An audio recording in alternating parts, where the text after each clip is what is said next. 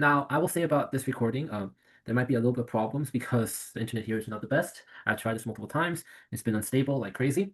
But first things first, I'm gonna say it again. Maybe it blacked out earlier, so I'm gonna say it again. Here is the people I give all the credit to.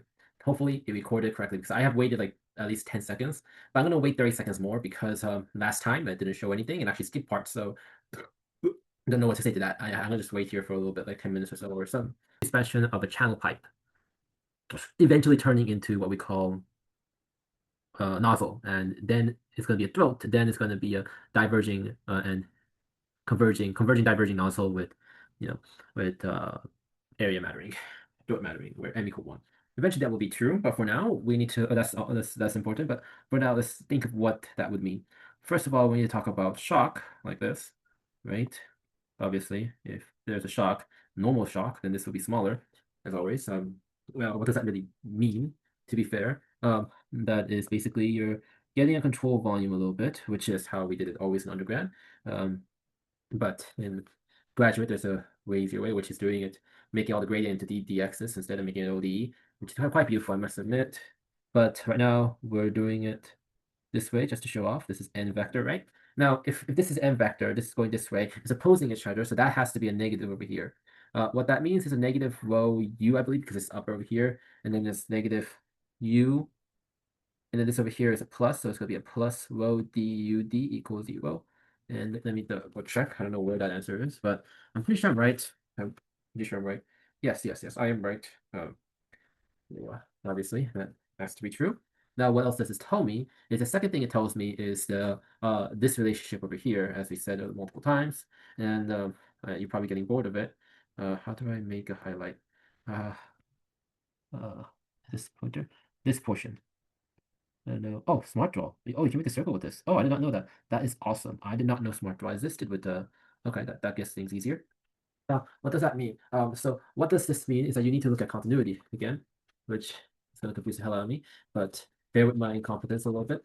So with that said, as we can tell, this doesn't really matter. This never really matter. The only time it matters is if you're taking shockwave in 210, 290C, because of such a reason, I don't know. Oh, because you can't start from nothing. There needs to be initial something, something. I don't forget, but I do remember that there's like an initial.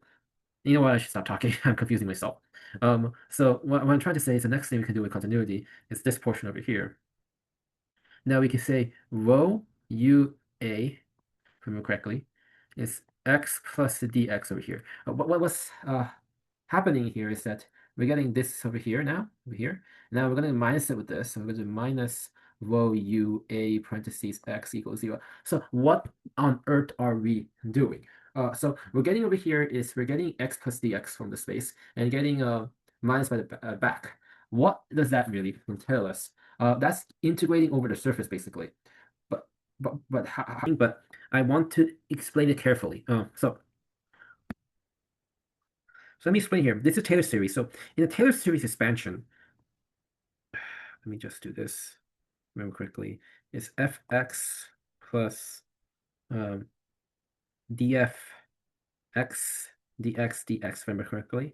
This is called first order, if I remember correctly. Yes. So my which implies basically d dx rho ua dx is, because it's differential. But in my opinion, there's a more concrete way. I'm gonna do it the more concrete way because I think there's a way to make it permanent. Let me just experiment real quick. Um, yes, rho plus rho, a plus okay, u plus u, so u plus d this, and then it's gonna be a plus dA, right? Let's do a little bit of quad trick. This is gonna be painful, but let's do it. So we know this version over here is ua plus uda plus a du plus du dA. We already know this is too small for anything. So we're going to keep all these terms in. And then we can now do rho plus d rho. I'm looking for a triple integral. Rho ua, so that's going to be the x version because that's bounty, plus rho uda plus rho a du. We know that's true. And we know that this is plus uda d rho plus a du d rho, right? That is true. You get, am I doing this correct? Yes, and then that's it, I think. And then if you want to add this thing in, if you do, even if it's usually too small, but when we add this in justification, u dA, and it's going to be plus d rho du dA. Now this is a triple down. There we go. There's the mistake I made. I was thinking that something is wrong. Something was terribly wrong. So this took a while. This gives me this a triple product. Beautiful answer. Anyway, I covered the whole page now. This actually took a long time. It's gonna be one video. So let me explain this real quick because I think everyone deserves to learn this. So my question is, what is this form over here, right? Now, what does this really entail? And my assertion is that this is basically rho u dA plus rho a du plus ua d rho. And this is actually d dx by rho u, what was it again, a? Triple, it's a product rule 3 times. But we have this also. Now, why this works is that this is internalizing this thing, which will give you d rho u uh d rho u a plus du rho a. This is going to be pretty like this, and then plus dA, and then so on and so forth. The x here is actually, I'm pretty sure, from Taylor series, because in reality, how this Taylor series expansion works is I haven't explained it, but I'm simple. This is bad notation on my part actually. But in reality, if you look at the Taylor series expansion on this one, how people Taylor expand is like this, if I remember correctly. It's like plus f df dx and dx. You see that? So how you Taylor expand over here, when we originally had this over here, basically you had the a over here, right? But because of how we Taylor expand over here, you have a leftover dx over here, if I remember correctly. So what's happening is this is going to f, if you have it, if it was a plus d a, right? That would imply that if you have a function of a, you have you would have f plus, no, if a was a function, so it's like this actually, but a is here, and then plus dA and dx by dx, basically. So that's kind of how it formed over here.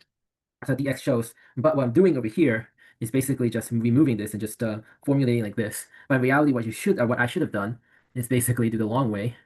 Now I'm realizing what I should have done is actually rho plus d rho dx dx, I believe. I think I should have done it this way. It would be more clear if I did u plus d u dx dx parentheses a plus dA dx dx. By the way, dx is a differential variable. It's just a variable change. It's not.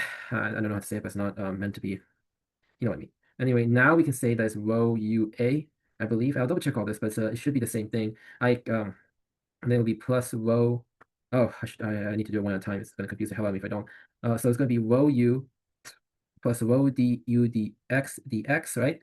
And then, but you can see that this will be canceled out if you, and that's why I canceled it out like this, but you can add it back on here. But basically, this all has dx basically, is what I'm trying to put down. And yeah, so it works.